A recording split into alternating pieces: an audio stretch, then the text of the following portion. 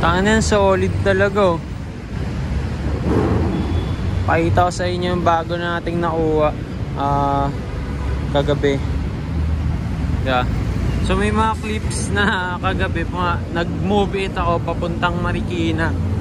Kasi nga ito, pinick up ko yung Angelino 3-speed internal, wide bars, may libreng bell, stem block.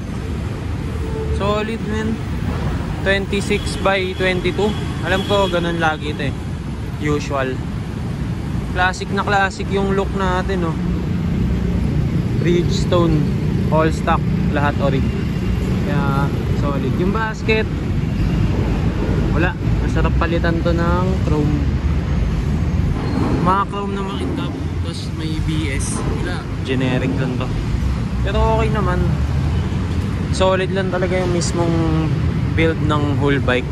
Like the 3-speed. Panalo. Suabe. Punong-puno ng detalye.